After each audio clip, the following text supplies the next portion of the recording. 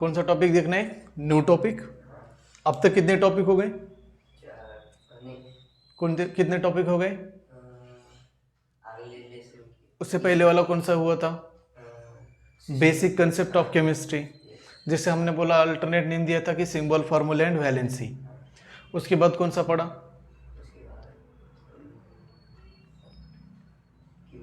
उसके बाद अभी कौन सा पढ़ा है? हाँ, अरे अभी इससे पहले वाला कौन सा था?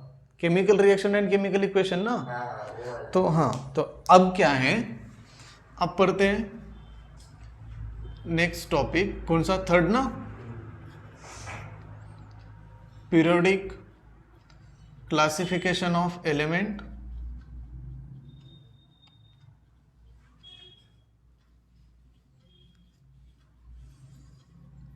एंड periodicity in property,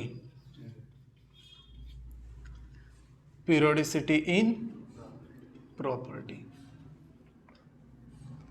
अब ये बहुत इंपॉर्टेंट हो जाता है, ठीक है, कि अब हमें पता होना चाहिए कि पीरियोडिक टेबल क्या होता है।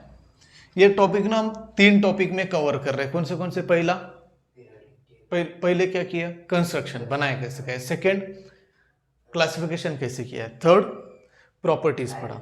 अब जब हम 9th में पढ़ते तो हमें ना पीरियोडिक टेबल दिया होता है, ये नहीं होता है ना क्लास पीरियोडिसिटी इन प्रॉपर्टी। तो क्या क्या प्रॉपर्टीज है ये आनी जरूरी है, ठीक है। तो सबसे पहले देखते हैं कि पीरियोडिक टेबल क्या है। क्या होता है पीरियोडिक टेबल? अभी डेफिनेशन बताई थी। Systemic arrangement of all elements. हाँ Chemically. हाँ, the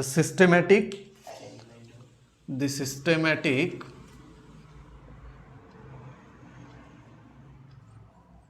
arrangement of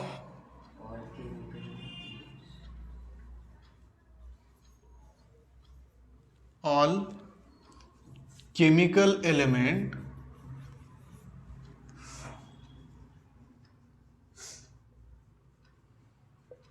in a tubular form। एक ट्यूब के फॉर्म में क्या है? सिस्टेमेटिक अरेंजमेंट की गई है एलिमेंट की, जिसे हम क्या कहेंगे? Periodic table. अब हमें पीरियोडिक टेबल को पहले क्या करना है कि डिवाइड करना है कि इस टॉपिक को हमें कितने टाइप में पढ़ना है। पीरियोडिक टेबल को हमें 3 पार्ट में पढ़ना है। कौन से? पहला, कंस्ट्रक्शन, बनाया कैसे है, ठीक है। सेकेंड, क्लासिफिकेशन, कि वो जो एलिमेंट है ना उनको क्लासिफिकेशन कैसे किया जाए। And third, properties. ये पहला हो गया, ये टॉपिक है हमारा। फिर दूसरा, पीरियोडिक टेबल में टोटल कितने एलिमेंट हैं? 118। नहीं आ रहा है? हाँ ठीक है, 118।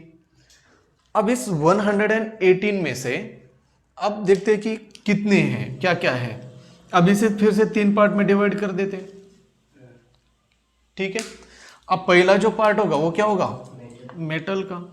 दूसरा नॉन मेटल। थर्ड मेटलॉइड, ठीक है। अब अगर हम जनरली देखते हैं तो मेटल कितने होते हैं?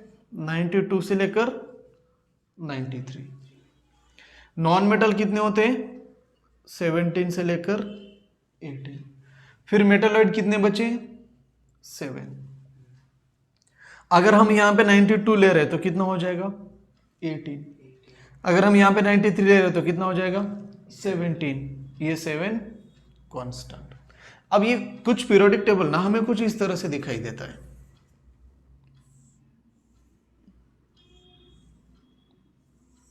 ऐसे दिखाई देता है। अब मेटलॉइड कहां पे है? ये बोरॉन से शुरू होता है, यहां से, ये याद रखना है। आप देख सकते हो पीरियोडिक टेबल में ऐसे क्रॉस क्रॉस क्रॉस क्रॉस, ये जो चलता जाएगा ना, ये सारे क्या है? मेटलॉइड। इस लाइन वाले कौन है? सारे मेटलॉइड है। अब इस लाइन के लेफ्ट साइड में जो होते हैं वो कौन होते हैं? मेटल। राइट साइड में कौन होते हैं? Non metal. लाइन के ऊपर जो है कौन है? मेटोलाइट। इस लाइन के ऊपर जो भी प्रेजेंट है वो कौन है? मेटोलाइट। ठीक है। अब इससे ना एक हमें पता चलता है कि जो हम बोलते हैं हमेशा कि क्या शादी में गया वीआईपी लोगों की चेयर होती है, किस साइड में होती है? फ्रंट। पहले दो रो वीआईपी लोगों का हो गया, तो कौन से दो साइड, कौन से साइड में होती है? लेफ्ट या राइट? लेफ्ट साइड में। यानी कि जो हमारे यहाँ मराठी में बोला जाता है कि सत्ताधारी लोक हमेशा डाव्या साईडला बसतात, यही आहे। लग्नात पण बायको डाव्या साईडला असते, नवरी डाव्या साईडला असते, मग नवरदेव उजव्या साईडला, कारण वर्ष जिंदगीभर त्याचंच ऐकून घ्यायचं असते म्हणून सत्ताधारी त्यांची सत्ता चलते ना। सेम यहाँ पे कौन है? मेटल। मेटल की संख्या भी ज्यादा है ना, जिसकी संख्या उसका पावर। इनकी संख्या ज्यादा होगी तो लेफ्ट साइड में कौन होते हैं? ये होते हैं। ठीक है, नोट कर लो शॉर्ट में। यह है पीरियोडिक टेबल। ये ऐसे निकालना है कि क्या है, ऐसे दिखाई देगा। अब देखते हैं कि पीरियोडिक टेबल पढ़ना क्यों है, क्या रीजन है। ठीक है, reason for classification of element.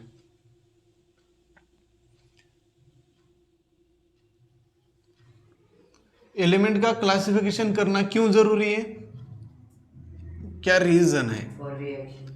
For Reaction. चलो रिएक्शन से बेहतर हम ये बोल सकते हैं कि to know the chemical properties of the element. ठीक है, चलो मान लो आप बोल रहे हो अभी सही है, to knows the properties of element, इसे हम बोल सकते हैं रिएक्शन, प्रॉपर्टीज ऑफ एलिमेंट।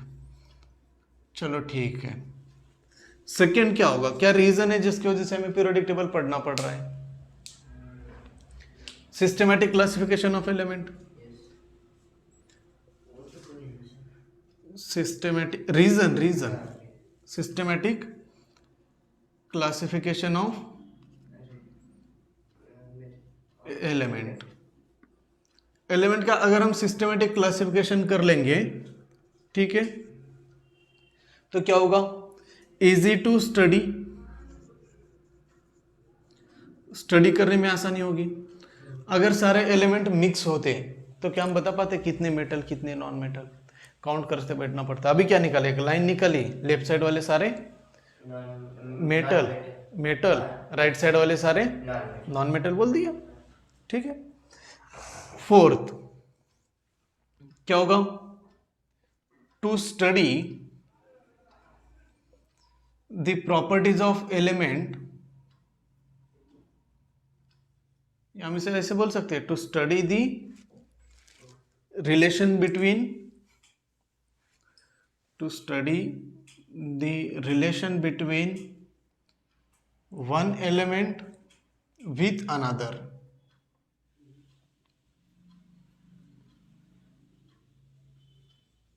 एक एलिमेंट की दूसरे एलिमेंट के साथ क्या रिलेशन है, क्या प्रॉपर्टी है, वो स्टडी करने में आसानी होगी। अब अगर हमें एक एग्जांपल दे दिया जाए कि सपोज हमें दिया है NaCl और पूछा जा रहा है कि सोडियम और क्लोरीन में क्या रिलेशन है। अब हम क्या क्या बता सकते हैं कि ये जो है ना, ये आयोनिक कंपाउंड है। क्या ये आयोनिक कंपाउंड है, पहले बता दी। सेकेंड हम बता सकते हैं ये एक साल्ट है। थर्ड बता सकते हैं ये सोलुबल इन वाटर है। अब ये सारी चीजें पता कैसे चली? हम इसे ब्रेक डाउन किए, क्या बन गया? Na+Cl-। पॉजिटिव नेगेटिव चार्ज वाला कंपाउंड बन रहा है, मतलब ionic compound. Generally ionic compound are soluble in water. हो गया ना, दो प्रॉपर्टी होगी, दो चीजें पता चल गई। फिर साल्ट क्यों? जब हैलोजन हाईली रिएक्टिव मेटल के साथ, जैसे कि अल्कली मेटल के साथ कंबाइन होता है तो वो साल्ट बनाता है। फर्स्ट ग्रुप वाले अल्कली मेटल, ये हैलोजन, तो बन गया साल्ट। ठीक है, तो ये रीजन है जिसकी वजह से हमें क्या कर रहे हैं, हम स्टडी कर रहे हैं पीरियोडिक टेबल की, ये रीजन है। ठीक है, याद रहेगा, नोट करो पहले। सर सोल्यूबल, हाँ, सोलुबल है ने सोल्यूबल पता चला, सोल्यूबल और इसको इनसोलुबल। नहीं वो पता है, और हाँ। एक मुझे करना। क्या? हाँ, सोल्यूबल और होमोजेनियस में डिफरेंस है। होमोजीनियस। सेम ही है ना? सेम ही है। होमोजीनियस मिक्सचर ही तो, जो सोलुबल होता है वो होमोजीनियस होता है, हाँ। जो नहीं होता है वो नहीं होता है, एक ही चीज़ है। ठीक है। अब देखते हैं कि पहला क्या पार्ट, हमने क्या बताया था कि 3 पार्ट में पढ़ रहे थे। पहला कौन सा? कंस्ट्रक्शन। हाँ, बस। इसे मान लेते हैं कंस्ट्रक्शन बनाया कैसे, ये इसे क्लासिफिकेशन भी बोल सकते हैं, लेकिन हमने अलग बोला है कुछ। Construction of periodic table. अब ये कितने लोगों ने मिलकर बनाया है? सबसे पहला वाला जो इंसान था वो था डोबे राइनर। पहले साइंटिस्ट का नाम देखते हैं, उन्होंने क्या दिया है वो देखते हैं। पहला कौन था? डोबे राइनर्स। फिर डोबे राइनर्स नाम के साइंटिस्ट ने क्या किया कि उन्होंने दिया है ट्राइड्स। क्या दिया? ट्राइड्स। वन बाय वन पढ़ते हैं। फिर इसके बाद आए सेकेंड, वो थे न्यूलैंड। ठीक है। ट्राइड्स यानी कि ये क्या दिया? 3 एलिमेंट का ग्रुप। उसके बाद कौन है? न्यूलैंड। इन्होंने दिया ऑक्टेट रूल। ऑक्टेट यानी 8, इसे बोला जाता है ऑक्टवेव्स। फिर इसके बाद आए थर्ड, लॉथर मेयर। कौन है? Lothar mayor. इन्होंने दिया एक ग्राफ जिसे कहा गया कर्व, हम बोलते लॉथर मेयर कर्व। उसके बाद आए 3 हो गए ना। उसके बाद आए मेंडेलिव्स।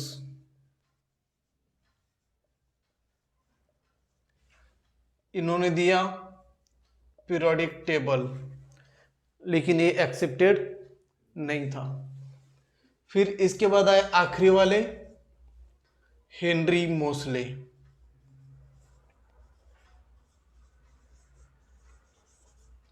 कौन है? हेनरी मोसले। अब इन्होंने क्या दिया? इन्होंने पीरियोडिक टेबल दिया और उसका नाम दे दिया modern periodic table. Periodic table जो बनना है ना, ये इसने बनाया है एक्चुअली, अगर देखा जाए तो। सिर्फ इसकी गलती ये है कि ये एटॉमिक मास नंबर ले लिया, एटॉमिक नंबर नहीं लिया। अगर ये एटॉमिक नंबर ले लेता तो पीरियोडिक टेबल आज हम मेंडेलिव्स का पढ़ते, ना कि हेनरी मोसले का। ठीक है। तो अब देखते हैं कि 1 बाय 1 कि क्या हो रहा है एक एक पीरियोडिक टेबल में। ठीक है। कि पहले नोट कर लोगे, हम नोट कर लो ये, क्योंकि हमें पता हो कि पढ़ क्या रहे हैं। मेंडेलिव्स, ये पीरियोडिक टेबल है। और उसके बाद हेनरी मोसले। हेनरी मोसले का क्या है? मॉडर्न पीरियोडिक टेबल है। ठीक है। चलो हो गया, इरेज कर दें।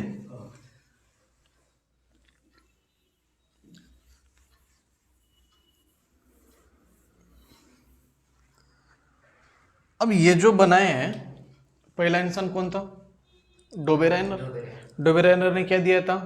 ट्राइड्स। ट्राइड्स ट्राइड्स ना, यानी ट्राइड्स। मतलब हाँ वो तो पढ़ना है। फर्स्ट क्या है? डोबेराइनर्स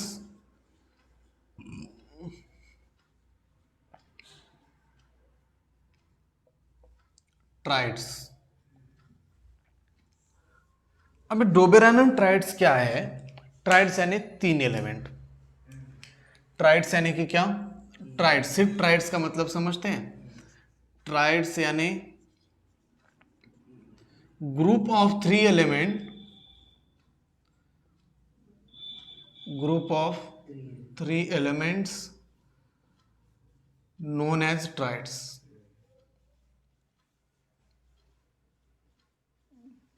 हो गया। अब डोबेराइनर ने क्या किया? Dobereiner observe the similar properties of the element in a group. किसमें सिमिलर आई? ग्रुप में। ये क्या ऑब्जर्व किया डोबेराइनर? बोलो। Dobereiner observe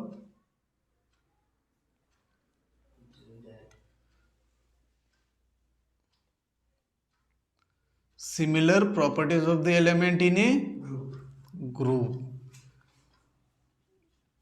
similar properties of the element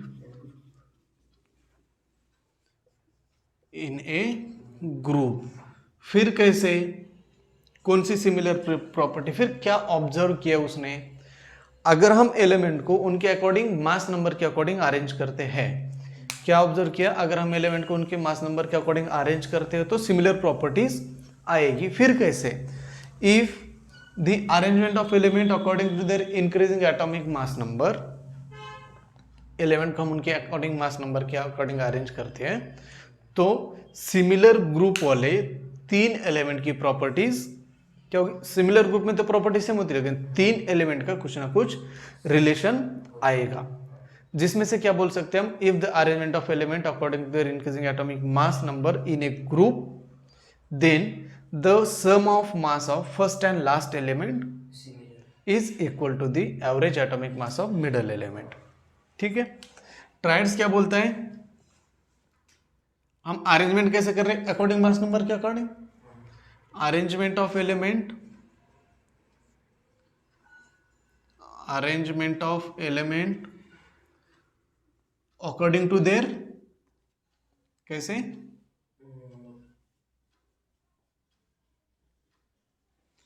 increasing atomic mass number यानी ए। ठीक है, मास नंबर, तो क्या होगा, ग्रुप ऑफ 3 एलिमेंट लिया था ना ग्रुप में, तो द सम ऑफ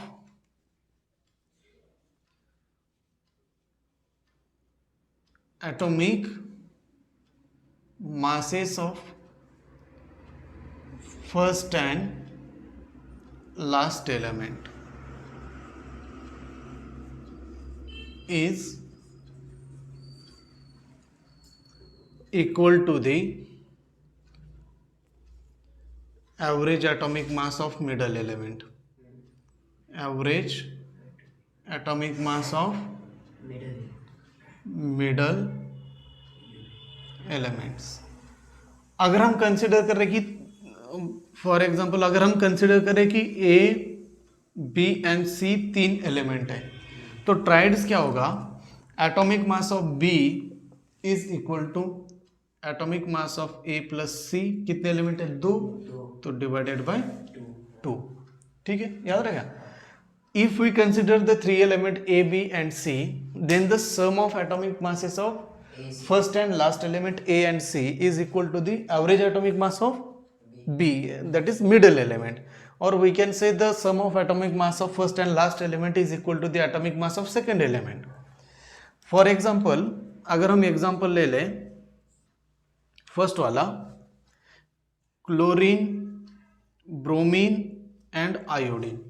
अब इनका एटॉमिक मास नंबर पता होना चाहिए हमें।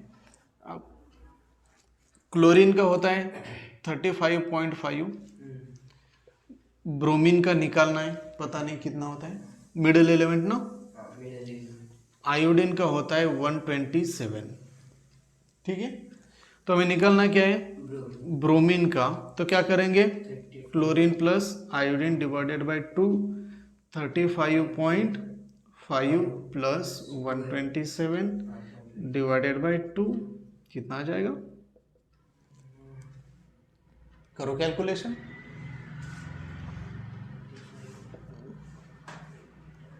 लगभग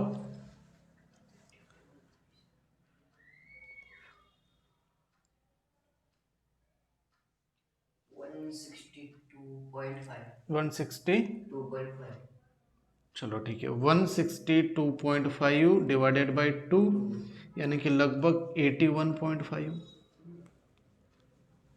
ब्रोमीन का मास कितना आ गया, 81.5, और होता भी कितना है 81, यानी कि एटॉमिक मास जो है वो एवरेज आए, आसपास आए। अगर 0.5 से इधर उधर जा रहा है कोई दिक्कत नहीं है।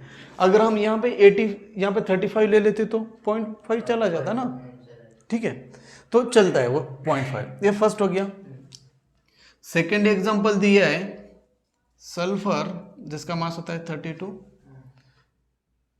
सेलेनियम जिसका निकालना है, एंड टेलुरियम जिसका होता है 128। ठीक है, तो mass of selenium is equal to 32 plus 128 divided by 2, कितना आएगा? 160 160 160 है Yes. एक्यूरेट। 160 डिवाइडेड बाय 2 यानी कि कितना आ गया? 80। 80 तो सेलेनियम का कितना होगा? 80 आ गया। थर्ड एग्जांपल दिया है कैल्शियम जिसका 40 होता है,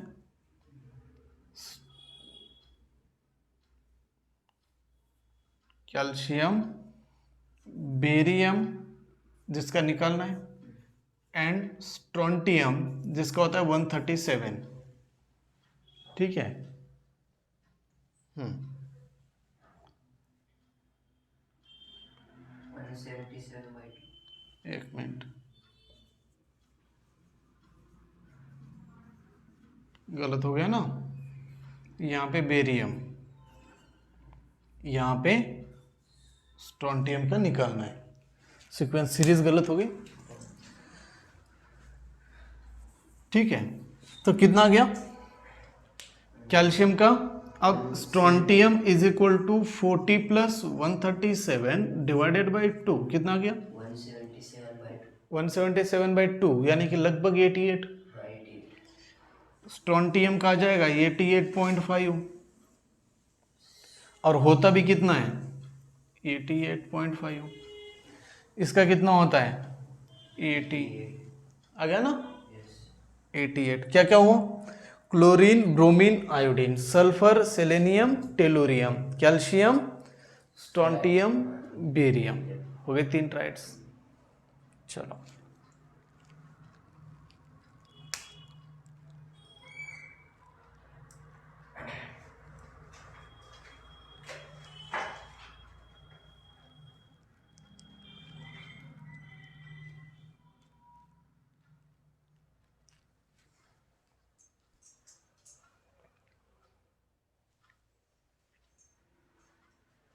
और एक होता है, हम ये ले सकते हैं, फोर्थ वाला ट्राइड्स, लिथियम जिसका होता है 7, सोडियम का निकालना है, एंड पोटेशियम जिसका होता है 19। कितना हो जाएगा बता सकते हो? कितना होगा? Na is equal to 7 plus 19 divided by 2। 16 अरे 16 कैसे? 26 हो गया ना ये, 23। सोडियम का होता भी 23 है। तो एग्जाम में क्वेश्चन आता है कि डोबेराइनर ने कितने ट्राइड्स दिए थे? कितने दिए थे? 4। कितने ट्राइड्स दिए थे? 4। आज हम बहुत सारे बना सकते हैं, लेकिन कितने दिए थे? 4। कौन से? ये पहला वाला, सेकंड, थर्ड, फोर्थ, या सीक्वेंस आगे पीछे हो सकता है, लेकिन ये 4। हाँ, 13 कहाँ पे 13? 13 आएगा। इसका 19 एटॉमिक नंबर है, तो 39 हो गया मास नंबर। ठीक है, 46 आ गया ना।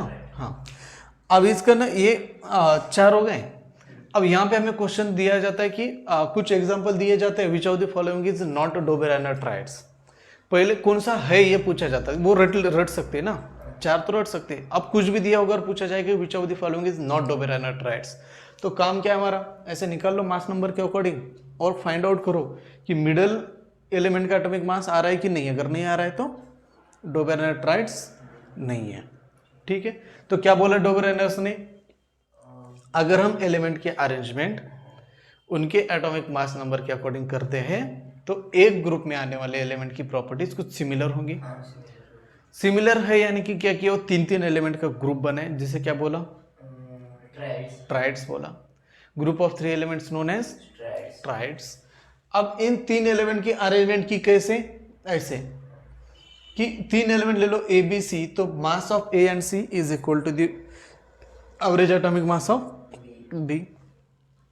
फिर ये 4 एग्जाम्पल। ठीक है, नोट कर लो। डोबेरानर ट्राइड्स के ट्राइड्स हो गए। फिर गलती क्या है इसकी, जिसे गलती को ना हम लिमिटेशन बोलते हैं।